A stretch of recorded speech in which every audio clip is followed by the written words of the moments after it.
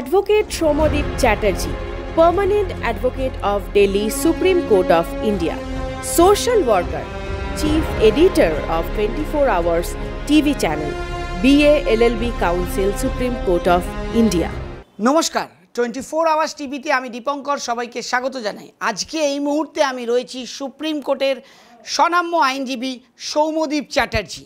সৌম্যদীপ চ্যাটার্জি এই সময় আমাদের সাথে সরাসরি রয়েছে। আজকে সৌম্যদীপ দাকে পেয়ে আমরা অনেক ধন্যবাদ জানাবো 24 আওয়ার্স টিভির তরফ থেকে। সৌম্যদীপ দা, সৌম্যদীপ চ্যাটার্জি যিনি একের পর এক কেস সলভ করে যান এবং সেগুলো এমনভাবে সলভ করেন যেগুলো পজিটিভ রেজাল্ট নিয়ে আসেন। এইভাবে কাজ তিনি দীর্ঘদিন ধরে করে যাচ্ছেন, বহু মানুষকে তিনি রিলিফ দিয়েছেন। তিনি একদিকে যেমন ক্রিমিনাল, একদিকে সিভিল, দুটো কাজই একসাথে করে থাকেন এবং তিনি একমাত্র কলকাতার মধ্যে খুব কম উকিল রয়েছে যিনি সুপ্রিম কোর্টের বার অ্যাসোসিয়েশনের মেম্বার এবং কলকাতার বুকে থেকে সুপ্রিম কোর্টের পার্মানেন্ট আইনজীবী হিসাবে বহুদিন ধরে দক্ষতার সাথে কাজ করে চলেছে। বহু মানুষ ওনার কাছে আসেন, বহু মানুষ এসে তার কাছ থেকে উপকার পান।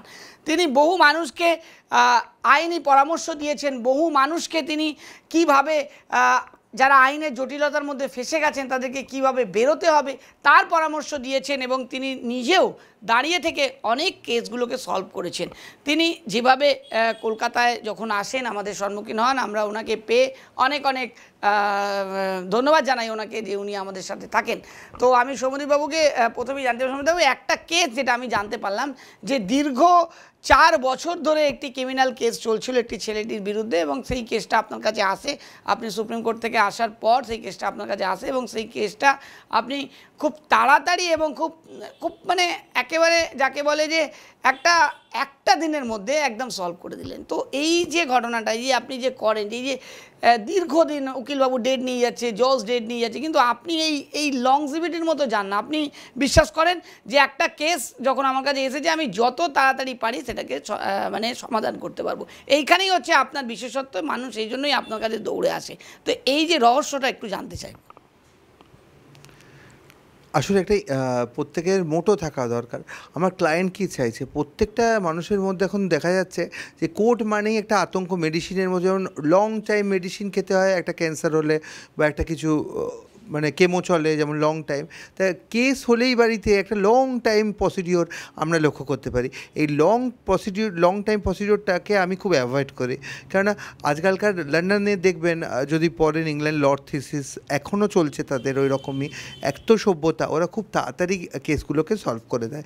দিল্লিতেও সুপ্রিম কোর্টে বলুন কি ভার্ডিক্ট দিয়ে দেয় হাইকোর্টকে যে তোমরা তাড়াতাড়ি কেসটা সমাধান করো। যদি দেখা যায় এরকম না হয় তখন আমরা আরেকটা পন্থা আছে আমাদের, আমরা সেটেলমেন্টে চলে যাই। আপনারাও জানেন সেটেলমেন্ট, অ্যামিকেবল সেটেলমেন্টের ওপর আমি স্পেসিফিক। আর আমি পশ্চিমবাংলার মধ্যে একজনই আছি যিনি permanent advocate supreme court of India. কেননা আর যারা আছে তারা টেম্পোরারি যায় আসে কাজ করে চলে আসে, কিন্তু ওখানে থেকে পার্মানেন্টলি তাদের লিটিগেশনগুলো দেখা, আমি বাইরের সঙ্গে যুক্ত অন্যান্য স্টেট ভার্সেস কেসগুলো দেখি আমি বিহার, রাঁচি, ইউপি, উত্তরাখণ্ড, নানা রকম প্রত্যেকটা জায়গায়। এবং আমার বহুবার আমাকে লন্ডন থেকে প্রস্তাব দিয়েছে পিবি কাউন্সিল যে আমাকে গিয়ে ওখানে ফার্মে যোগ দেওয়ার জন্য। আমি চাকরি করব না বলেই আমি যাইনি লন্ডনে, যে গিয়ে আমি লন্ডনে ওদের সঙ্গে আমি না থেকে আমি পশ্চিমবাংলার হয়ে, এখানে আমার জন্ম পশ্চিমবাংলা, কলকাতাকে আমি খুব ভালোবাসি। আমি দিল্লির কাজ করতে যাই কিন্তু তারপরেও আমি কলকাতাতেই ফিরে আসি, ব্যাক করি। সেই দিনই হয়তো রাত্রি ফ্লাইটে চলে আসি বা 4 দিন থেকে চলে আসি, কিন্তু কাজটা কমপ্লিট করে আসি। কী করে কমপ্লিট করি আজকে আপনাদের বলছি। এই যে 4 দিন আগে আপনি বললেন আমি একটা লিটিগেশনের মামলায় আমাকে হঠাৎ করে এসে কান্নাকাটি করছে একজন ভদ্রলোক যে আমি 4 বছর ধরে উকিলবাবু ডেট নিচ্ছে, আমি কিছু করতে পারছি না। তা আমি বললাম ব্যাপারটা কি না, রেফ কেসে আমাকে ফাঁসিয়ে দিয়েছে। আর আমি কী করে বুঝবো তুমি রেফ করোনি বা কী করেছো, আমি তো জানি না।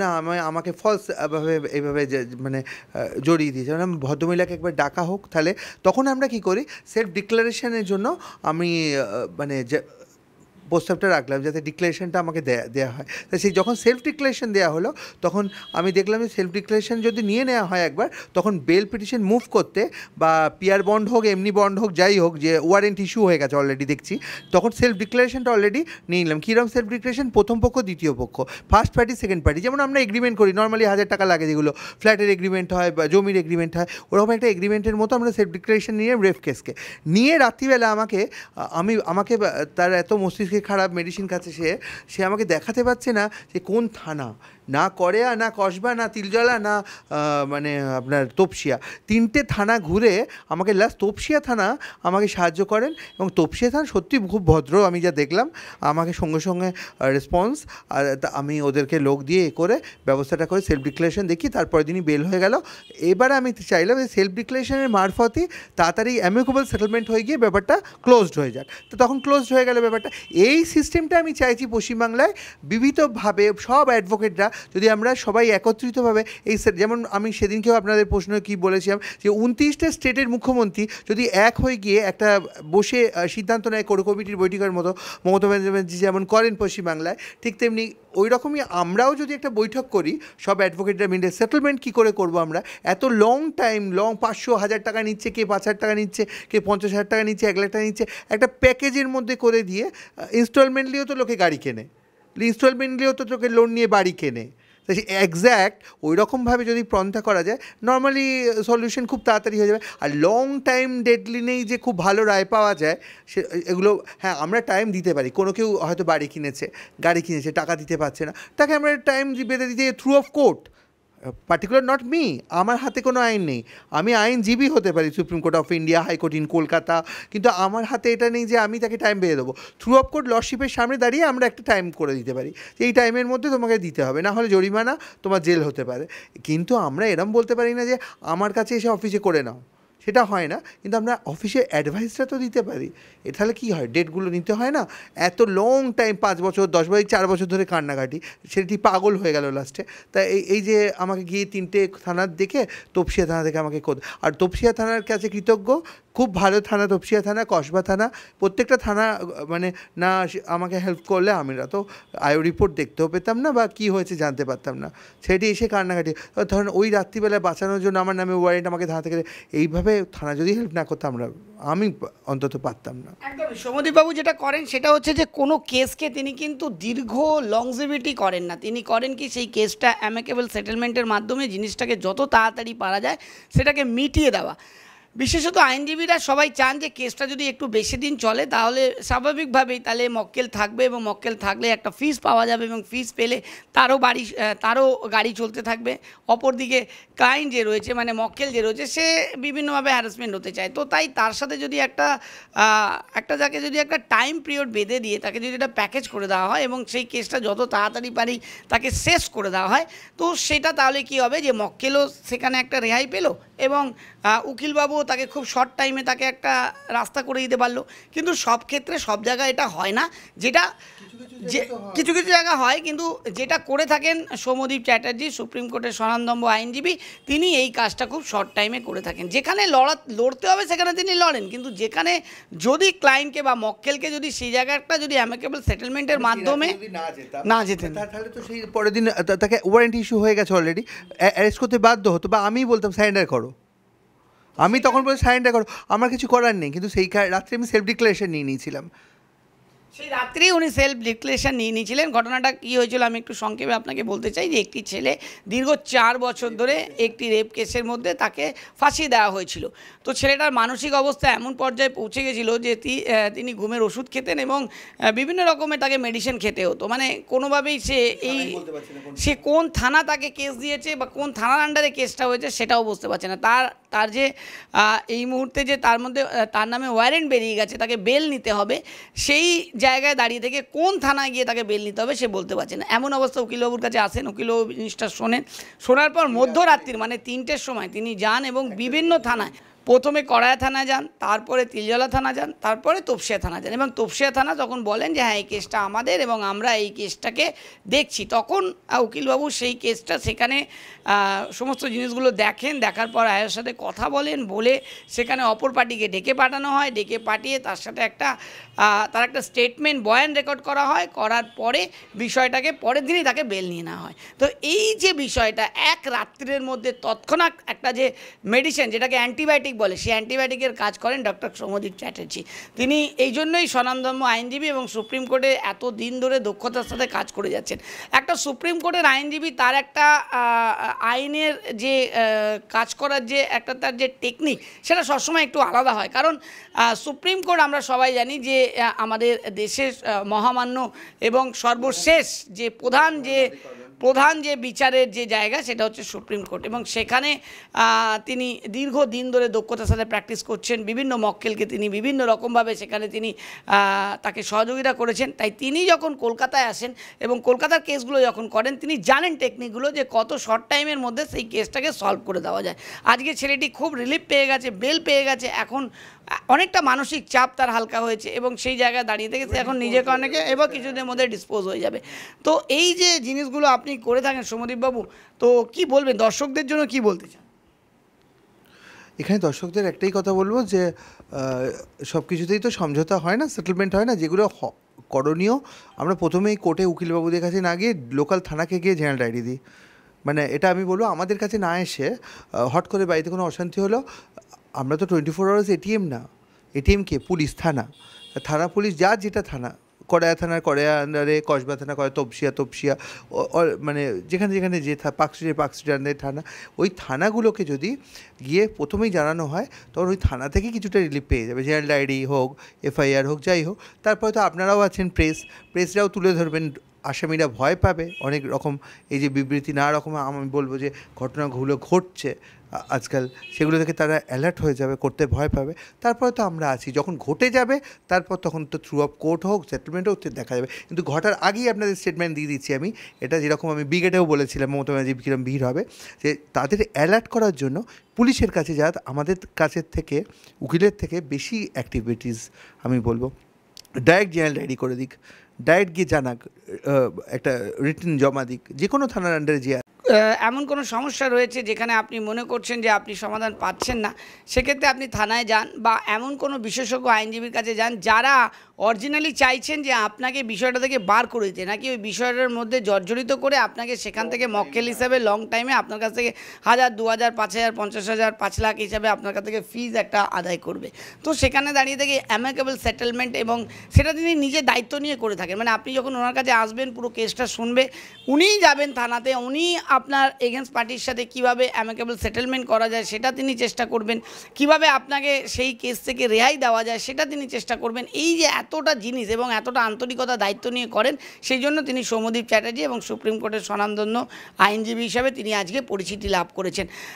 আমি আপনার কাছে জানতে চাইবো যে একটা পলিটিক্যাল প্রশ্ন একটা রাখবো, যে আপনি তো সবসময় পলিটিক্যাল সাথেও যুক্ত থাকেন এবং বিভিন্ন পলিটিক্যাল মঞ্চে আপনাকে দেখা গেছে, আমি মালাদির সাথে দেখেছি এবং বিভিন্ন আমাদের ওয়ার্ডের এখানকার বিধায়ক রয়েছেন তার সাথে আমি দেখেছি আপনাকে, এবং বিভিন্ন আমি দেখেছি পলিটিক্যালি যে কোনো প্রোগ্রাম, বিশেষ করে শাসক দলের সাথে আপনাকে বিশেষ করে দেখা যায়। তো এই প্রসঙ্গে জানতে চাই যে খুব তাড়াতাড়ি আমরা সূত্রের মারফত জানতে চেয়েছি যে আপনি এই কসবা এরিয়ার লিগাল সেলের একজন আপনি আইনজীবী হতে চলেছেন, এবং সেখানে দাঁড়িয়ে থেকে আপনি বিভিন্ন মানুষকে সহযোগিতা করেন, এবং একটি লিগাল সেলের দায়িত্বে আসার পর এটি সরকারের পক্ষ থেকে এই মানে আপনার মান্যতা পাওয়ার পর আপনি আরও মানুষকে সেবা দিতে পারবেন, আরও মানুষ আপনার কাছে আসতে পারবে, আরও মানুষকে পরিষেবা, যারা বিভিন্ন সমস্যার মধ্যে জর্জরিত রয়েছে, কেউ ফ্ল্যাট কিনেছে বাড়ি পাচ্ছে না, কারোর পারিবারিক অশান্তি রয়েছে, কেউ কোনো কেসে আপনাকে ফাঁসিয়ে দিয়েছে, বা আপনি কোনো জায়গায় আপনি ফ্ল্যাট কিনেছেন কিন্তু আপনি পজিশন পাচ্ছেন না, বা আপনাকে কেউ কোনো কেসের মধ্যে ফাঁসিয়ে দেওয়া হয়েছে, এই যে বিভিন্ন রকমভাবে মানসিক হ্যারাসমেন্ট, এই হ্যারাসমেন্টগুলো থেকে একদম সরাসরি আপনি সৌম্যদীপবাবুর কাছে আসতে পারছেন, কারণ সৌম্যদীপবাবু খুব তাড়াতাড়ি লিগাল সেলের অ্যাডভাইজার হয়ে যাচ্ছেন, এবং সেখানে আপনাকে অ্যাডভাইসটা দেবেন, এবং অ্যাডভাইস দেওয়ার পর কীভাবে আপনাকে তার পথ বের করতে হবে সেটাও তিনি করে দেবেন। এবং এই যে অ্যাডভাইসটা, এটা কিন্তু তিনি একেবারে মানে আপনাদের জন্য বিনামূল্যেই এই পরিষেবা দিয়ে থাকবেন, কারণ যখন তিনি লিগাল সেলের অ্যাডভাইজার হবে তখন তিনি কিন্তু এই কসবা এরিয়ার তিনি একজন মাথা হয়ে গেলেন, মানে আপনাকে লিগাল অ্যাডভাইস দেওয়ার জন্য। তো সেখানে দাঁড়িয়ে থেকে আপনি ওনার কাছে এলেন, এবং তারপরে রাস্তাটা কী করতে হবে সেটা কীভাবে একটা খরচ সাপেক্ষ যেটাই হোক সেটা তিনি একেবারে নিজের হাতে দায়িত্ব নিয়ে আপনাকে কাজটা করে দেবে। এই যে একটা বড় একটা সুসংবাদ, সেটা আজকে আপনাকে আমরা দিয়ে দিলাম। খুব তাড়াতাড়ি সৌম্যদীপ চ্যাটার্জি, যিনি সুপ্রিম কোর্টের স্বনামধন্য আইনজীবী, তিনি কিছুদিনের মধ্যেই লিগাল সেলের একজন অ্যাডভাইজার হতে চলেছেন। তো এই যে লিগাল সেলের অ্যাডভাইজার, আপনার কী কী ইচ্ছে রয়েছে? প্রথম কসবার পরিকাঠামোটাকে খুব সাজানোর ইচ্ছে রয়েছে, যে আইনজীবীদের কাছে যে ভয় পায় আসতেই, যেমন আমরা বড় ডাক্তারের কাছে যেতে ভয় পাই, বাবা কি বলবে একটা সাংঘাতিক কাণ্ড, এই ভয়টা কাটুক ওদের। ওরা আমার কাছে এসে অন্তত জেনে যাক যে কোনো ভয়ের ব্যাপার না, হতেই পারে বাড়িতে দাঙ্গা হাঙ্গামা অশান্তি ডিভোর্স, এখন তো ঘরে ঘরে বাড়ি কেনা বেচা হ্যান ত্যান, তারা আবার বলবো একটা সমাধানের জায়গা আমি তৈরি করে দেবো। প্রথমে দেখবো অ্যামিকাল সেটেলমেন্ট বা সেটেলমেন্টের থ্রু যদি হয়ে যায়, লোকাল থানা তো আছেই, সবার জন্য সাহায্য করে। থানা পুলিশ যদি আজকে ভালো না হতো, আজকে কসবা বাড়িগঞ্জ বলে না, পুরো কলকাতাতে দেখতেন যে যানজট আরও বেড়ে গিয়ে অ্যাক্সিডেন্ট হতো, প্রত্যেকটা বাসের সঙ্গে বাস ধাক্কা লাগতো। সেটা কি হয় আমাদের প্রতিদিন? খুব রেয়ার দেখা যায় একটা বাসের সঙ্গে একটা বাসের ধাক্কা লাগলো 6 মাসে একটা।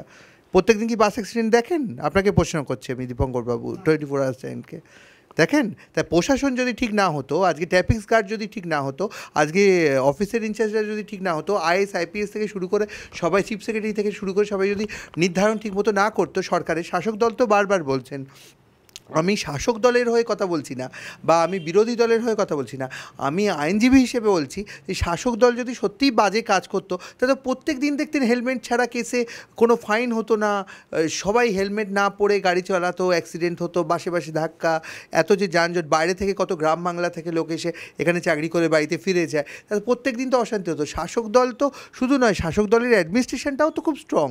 কলকাতায়, পশ্চিমবাংলায় বলতে গেলে একটা টাইমে সেন্ট্রাল ছিল, এটা দিল্লি করছি আমরা, কিন্তু দিল্লি একটা টাইমে আজ থেকে 100 বছর আগে বলতে গেলে এটা সেন্ট্রাল দিল্লি ছিল, কারণ এখানেই সুপ্রিম কোর্টটা ছিল, কলকাতা হাইকোর্ট, কিরণ সরকার রায় রোডটা। তা সেই সময় থেকে দেখতে গেলে দেখা যাবে সেই সচেতনতা, সেই সভ্যতা, ভদ্রতা আজও কিন্তু কলকাতার মধ্যে মাধুর্য লুকিয়ে আছে। খুঁজে দেখতে গেলে আজও সেই ব্রিটিশদের বড় বড় বাড়ি, লাল রঙের থাম্বা, মানে যেগুলো পিলার আমরা প্রমোটিংয়ে বলি, হ্যাঁ প্রমোটারদের, সেই সব পিলারে কিন্তু আজও নকল করে বড় বড় কনস্ট্রাকশন। তা সেই একচেটিয়ে সেই ভয়টা কাটানো দরকার। অ্যাডমিনিস্ট্রেশন ভীষণ ভালো, অ্যাডমিনিস্ট্রেশন নিশ্চয়ই সাহায্য করবে আমাকে এবং কাজ করতে, তার সঙ্গে একে কাজ করতে পাবলিকদের সুযোগ করে দেবে, ভালোভাবে তারা যাতে কাজ করে বেরিয়ে যেতে পারে, কোনো অশান্তির সম্মুখীন যাতে বেশিক্ষণ না থাকতে হয়। আর তারপরে যখন একান্ত দেখা যাবে না যে যেগুলো করা যাচ্ছে না, একদম মানে দুপক্ষই বেঁকে বসে, তখন থ্রু অফ কোর্ট। একদম একদম শেষ প্রশ্ন দিয়ে আপনি শেষ করুন, অনুষ্ঠানে একেবারে শেষ পর্যায়ে চলে এসেছি, উনিও খুব ব্যস্ত মানুষ, তো আপনাকে জানতে চাইবো যে এই মুহূর্তে আমরা দেখছি যে যেভাবে শাসক দলের ওপরে আঙুল উঠছে, যে নাকি চাকরিহারারা, যারা চাকরি হারালো, উদ্যোক্তা ছিল, কালকে তাকে গ্রেপ্তার করা হয়েছে, এই নিয়ে বিরোধীরা বিভিন্ন জায়গায় আওয়াজ তুলছে যে এই চাকরিহারাদের, তাদেরকে কণ্ঠরোধ করার চেষ্টা করছে, আপনি কি সেটা মনে করেন? মমতা ব্যানার্জি, মমতাময়ী অনেকটা দেখেছেন, অনেক লোককে ওই মানে কন্ট্রাকচুয়াল করে দিয়েছে যারা চাকরি হারিয়েছে। আপনি জানেন মনে হয়, বহু লোক চাকরি করছেও। তা একটা এই নিয়ে সিদ্ধান্ত আসছে, বৈঠক বসছে, করা হচ্ছে, এর নির্ধারণ পুজোর আগেও উনি সুখবরটা দিয়ে দেবেন। তাতে কোনো, এর আগেও আপনি প্রশ্ন করেছেন ডিএ বাড়াচ্ছে না কেন, পশ্চিমবঙ্গ বাড়িয়েছিল মনে পড়ছে, তা এটাও একটা সমাধান, নিশ্চয়ই রাস্তা বেরিয়ে যাবে। আর যারা এগুলো করছে তাদের তো শিখিয়ে পড়িয়ে দিচ্ছে না সরকার, শাসক দলকে ডেকে ডেকে বলে দিচ্ছে যে তোমরা আমার পার্টিতে আছো বলে তুমি কাকে চাকরি বিক্রি করবে, কাকে বিস্কিট বিক্রি করবে, কাকে তুমি লরি বিক্রি করবে, লরিতে ট্রাক বোঝাই করে তুমি 2 নম্বরই মাল ট্রান্সফার করবে, ওগুলো শাসক দল তো শিখিয়ে দেয় না। দলের কোনো লোক যদি নেতা উল্টোপাল্টা কাজ করে, তাহলে মমতা ব্যানার্জি তো দায়ী নয়, না অভিষেক ব্যানার্জি দায়ী। তা সেখানে ওনারা দুজনে স্তম্ভ দাঁড়িয়ে আছে পশ্চিমবাংলায়। না, এগুলো ভুল কথা। আপনি তো দেখলেন ব্রিগেডের দিনেও আন্দোলন করেছে আমাদের শুভেন্দু অধিকারী, মেদিনীপুর থেকে লোক নিয়ে এসে পুরোপুরি আন্দোলন মানে ঝাঁপিয়ে পড়েছিল ব্রিগেডের দিনে, তাতেও উনি পারেননি কেন? তাই ব্রিগেডের অত লোক পালিয়ে যায়নি কেন ওনার আন্দোলন দেখে? এগুলো তো আপনি যেটা বলছেন, তাহলে অপোজিশন তাহলে ব্রিগেডের দিনই অশান্তি, তাহলে অপোজিশন ওই দিন কেন করতে গেল? একটা পার্টির সঙ্গে একটা তার বিরোধী দল তো থাকবেই। তাদের জ্যোতিবাবুর আমলেও ছিল, আপনি নিজেও জানেন, জ্যোতি বসুর আমলে কংগ্রেস ছিল, হ্যান ত্যান, তাদের তো একটা শিষ্টাচার ছিল যে আজকে ব্রিগেড, আজকে করবো না এটা, আজকে ওদের বলতে দিই, কালকে আমরা বলবো। এত অসভ্যতা হয়েছে বিজেপির তরফ থেকে যে এখানে দেখা গেছে ব্রিগেডের দিনেই আর একটা আন্দোলন করে বার করে দিল শুভেন্দু অধিকারী একটা মিছিল। এগুলো তো ঠিক নয় না, আপনারা বলুন এগুলো ঠিক? একটা আজকে ধরুন অনুষ্ঠান আছে, আজকে অনুষ্ঠানে একটা ভদ্রতা সৌজন্যতামূলক তো ব্যবস্থা করা দরকার শাসক দলের জন্য। তা পুলিশকে দোষ দিয়ে আর মমতা ব্যানার্জির পার্টিকে দোষ দিয়ে তো দরকার নেই। অপোজিশন সেই দিনটা বাদ দিয়ে পরের দিন করতে পারতো, সেদিন কী করে গ্যাদারিং লাগিয়ে দিল। পুলিশকে তো ধন্যবাদ দেওয়া উচিত আপনাদের প্রত্যেকে। পুলিশ প্রশাসকরা যদি না থাকতেন, প্রশাসন, তাহলে তো ঝামেলাটা মেটানোই যেত না সেদিন যেভাবে ঝামেলা লেগেছিল। এদিকে ব্রিগেড চলছে, ওদিকে শুভেন্দু অধিকারী লোক নিয়ে ঢুকে গেছে। তাহলে প্রশাসন তো, আমরা তো প্রত্যেকে কৃতজ্ঞ হওয়া উচিত আমাদের প্রশাসনের ওপর। প্রশাসক যদি ঠিক না হয়, পুলিশ কর্তারা যদি ঠিকমতো কাজ না করে, তাহলে কী করে হতো? সেদিনকে দুর্ঘটনা ঘটে যেত, তো বহু লোক পদপিষ্ট হয়ে মারা যেত, যেভাবে অসভ্যতা আরম্ভ হয়েছিল। কি বলছেন আপনি? এটা আপনাকে আমি প্রশ্ন করবো, আপনি করতেন? বলুন না, আপনার বাড়িতে আজকে অনুষ্ঠান, আপনার বাড়িতে কোনো যদি লোক এসে মানে আপনাকে সেই দিনটা ছেড়ে তার পরের দিনকে বলতে পারতো, সেই দিনকেই অত্যাচার, তারপরে তাই ইন্টেনশনটা কতটা খারাপ যে সেই দিনই আপনাকে অপদস্থ করতে হবে। তাই এইগুলো তো আগেও তো সরকার ছিল, একটা তো মার্জিত বিরোধী দলের নেতাও তো একটা মার্জিত পদ, ভাবুন না, তার কি মার্জিত ব্যবহারটা করা উচিত ছিল না? ব্রিগেডের দিনেই কি অসভ্যতা করা দরকার মনে হয় আপনার? আর পুলিশ কর্তাদের আমরা দোষ দিচ্ছি, আপনি বলছেন, আমি বলছি, ও বলছে, সে বলছে। পুলিশ কর্তারা যদি না থাকতো তাহলে ওই দিন সামলাতো কে? যেটা তিনি পরিষ্কারভাবে বুঝিয়ে দিলেন যে অপোজিশন বললেই হবে না, পুলিশকে তার পুলিশের কাজ করছে এবং আইনের কাজ করছে। অতএব শুধুমাত্র দ্বন্দ্ব বিভেদ লাগিয়ে দিয়ে রাজনীতি করা এটা ঠিক নয়, এটা তিনি বোঝানোর চেষ্টা করলেন। এবং সবাইকে শান্ত থাকার অনুরোধ জানালেন এবং সবাইকে বললেন যে আপনাদেরও সমস্ত কিছু একটা আলোচনার মাধ্যমে বিষয়টাকে এগিয়ে নিয়ে যাওয়া দরকার। অনেক ধন্যবাদ সৌমদীপবাবু আজকে আমাদের সাথে থাকার জন্য। যেতে যেতে কী বলবেন দর্শক? আমি আবার বললাম, পলিটিক্যাল লোকেদেরও যেমন অ্যামিকেবল সেটেলমেন্ট করতে বলবো, একটা আন্ডারস্ট্যান্ডিং বসে, যে দেখো কাল ব্রিগেড, আজকে করো না। এটা খুবই মানে প্রশাসন পুলিশদের ওপর আমরা কৃতজ্ঞ যে ওরা সামলে নিয়েছিল। এই ধরনের জিনিসগুলো আগেও যেন, পরে যেন না হয়, আগে তো অনেক হলো। তো এগুলো যেমন একটা অ্যামিকেবল সেটেলমেন্টের মতোই যেমন এটাও সমঝোতা হয়। আর এটাও বলবো যে কোনো কিছু মক্কেলদের ক্ষেত্রেও বলবো যে আপনারা উকিলবাবুদের সঙ্গে যদি দেরি হয়, আপনারা একটা সমঝোতায় বসুন, যে আমার 5 বছর, 8 বছর, 10 বছর, 15 বছর হয়ে যাচ্ছে, আমার মিথ্যে, তাহলে সমঝোতাটা কী করে হয়? তো সমঝোতার ইংলিশটাই হচ্ছে সেটেলমেন্ট। এবার লন্ডন থিসিস, ইংল্যান্ড থিসিস লিখেছে অ্যামিউকেবল সেটেলমেন্ট। এবার অ্যামিউকেবল সেটেলমেন্ট, আমি বড় উকিল বসে আছি এখানে, ধরুন আমি অ্যামিউকেবল সেটেলমেন্ট লেকচার দিচ্ছি, এটা তো সাধারণ পাবলিকের জন্য আমি বলছি না, আমি নর্মালি বলবো সমঝোতা। সমঝোতাটা কার সঙ্গে হবে? একটা সরকারের পক্ষেও সমঝোতা করাও দরকার, শাসক দল, বিরোধী দলের আগে বোঝা উচিত যে আমরা অপোজিশন, আমরা একটা শান্তভাবে বসে একটা আলোচনা করে নিই যে কী করা উচিত। আমরা রাস্তায় নেমে অসভ্যতা করতে গেলে এগুলো লোকের কাছেও দৃষ্টিকটু হচ্ছে, তাহলে আমরা সরকারে আসবো কী করে? অপোজিশন যদি আরও প্রথম থেকেই নোংরামি করে, আপনাকে আবার লাস্ট আমি উত্তর দিচ্ছি, একটা অপোজিশনে যদি কেন্দ্রবিন্দু থাকে আমি শাসক দলে যাব, তাই তো থাকা উচিত। আমি ধরুন আপনার অপোজিশন, হ্যাঁ, আমি প্রেস মিডিয়ার সঙ্গে আমি কথা বলতে চাইছি না, তা আমার সমঝোতার মাধ্যমে আপনার সঙ্গে কথা বলে বেরিয়ে যাওয়া উচিত। অনেক সময় যদিও বলতে নো কমেন্টস, রাইটার্স থেকে নেবেই। ঠিক তাই এদের ভাবা উচিত, আমি যদি শাসক দলে আসি তাহলে এই অসভ্যতাই তো আমি গিয়ে কখন করবো, তখন তো পাবলিক দেখে নিচ্ছে এগুলো। তা আমরা একটা সমঝোতার মধ্যে এসে চেষ্টা করি না শাসক দলে আসার, তা না করে আমরা কেচ্ছা কেলেঙ্কারি যেটা করছি, পুলিশদের ওপর এর নামে দোষ দিচ্ছি। আর শাসক দল তো পুলিশ কি মারছে গুলি? পুলিশ কি করতে চাইছে? পুলিশ গিয়ে দুপক্ষকে শান্ত করিয়ে দিয়ে একটা পক্ষকে বলছে যে তোমরা এইদিকে থাকো, তোমরা ওদিকে থাকো, যাতে পদপিষ্ট হয়ে কেউ না মারা যায়। তো পুলিশের তো কোনো দোষ নেই এখানে। একদম যেটা আমাদেরকে সৌমদীপবাবু বললেন যে অ্যামিকেবল সেটেলমেন্ট একটা এমন জিনিস যেটার মাধ্যমে বড় বড় সমস্যা খুব শর্ট টাইমে এটা সমাধান করা সম্ভব। ধরুন আপনার দীর্ঘদিন ধরে সমস্যা চলছে, কোনো সমাধান পাচ্ছেন না, সেটা যদি আপনি সৌমদীপবাবুর সাথে এসে যোগাযোগ করেন, সেটা অ্যামিকেবল সেটেলমেন্টের মাধ্যমে উনি ওনার দক্ষতার মাধ্যমে সেটাকে খুব কম টাইমের মধ্যে সেটেলমেন্ট করে আপনাকে একটা তৎক্ষণাৎ রিলিফ দিয়ে দিতে পারবেন। এটাই হচ্ছে সৌমদীপবাবুর বিশেষত্ব।